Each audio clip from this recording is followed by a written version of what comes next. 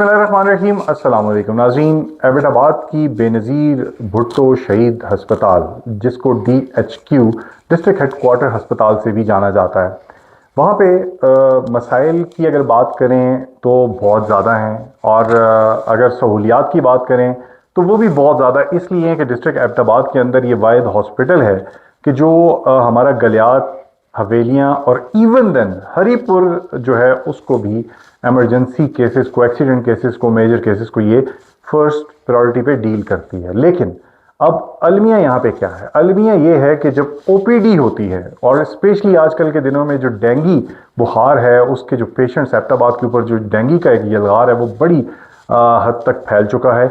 और इसके अलावा भी अगर रोज़मर्रा रूटीन की बात करें तो एबटाबाद डिस्ट्रिक्ट अस्पताल के अंदर स्टाफ की कमी जो है, पिछले 5 सालों से नई भर्तियां ना होना, रिटायरमेंट पिछले 5 साल जो लोग रिटायर हो चुके हैं उसके बाद नए लोगों का ना आना, नए लोगों को हायर ना करना, इसकी वजूहत वहाँ की एडमिनिस्ट्रेशन, वहाँ के MS साहब बता सकते हैं और हेल्थ डिपार्टमेंट बता सकता है। लेकिन प्रॉब्लम यह है कि बड़ी तादाद में पेशेंट सुबह 8 बजे 100-200 के करीब जब पेशेंट वहाँ पे लाइन लगा के खड़ा होता है तो अमला वहाँ पे मौजूद नहीं होता। तो अमला किस तरह टैकल करेगा इतने बड़े इन्फ्लक्स को कि जब बड़ी तादाद में लैब्स के बाहर लाइनें हैं, ओपीडी के डॉक्टर्स के पास लाइनों की एक लंबी कतार मौजूद है।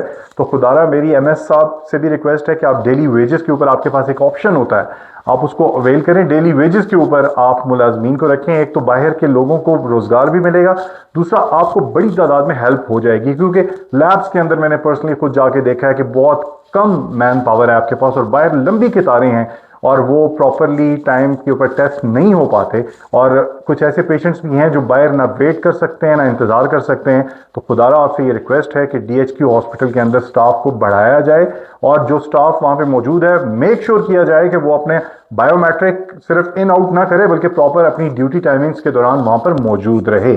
और यहाँ पे मेरी administration, district administration, deputy commissioner Abbottabad साहब, आप बहुत एक्टिवली परफॉर्म कर रहे हैं। अल्लाह आपको ज़िंदगी, सेहत, तंदुरुस्ती अता फरमाए और दुआ है कि आप लंबा एक अरसा यहाँ पे गुजारें। आपसे गुजारिश है कि पॉसिबल हो सके तो DHQ हॉस्पिटल को double shift proper complete OPD में तब्दील किया जाए। Double shift OPD, morning evening OPD होनी चाहिए, क्योंकि मॉर्निंग में हमारे दूर दूर दराज के जो मुजाफात के इलाके हैं उनके लोग आएँ और इवनिंग में हमारे जो करीब जो हमारे DHQ हॉस्पिटल के करीब के लोग हैं वो हॉस्पिटल OPD के लिए आएँ, ताकि तमाम तर जो पेशेंट्स हैं वो फैसिलिटेट हो सकें। तो आपसे भी गुजारिश है और आमिर साहब MS आप हैं, आपसे भी गुजारिश है, हेल्थ डिपार्टमेंट अगर अपना रोल प्ले कर सकता है तो ज़रूरी है कि प्रॉपरली DHQ हॉस्पिटल को प्रॉपरली जो है इस्तेमाल, इसका अमल में लाना ज़रूरी है, क्योंकि एक बहुत बड़ा इन्फ्लक्स है पेशेंट का और इसके लिए यहाँ पे ज़रूरी है। और यहाँ पे एक और बात भी आपसे रिक्वेस्ट करता चलूँ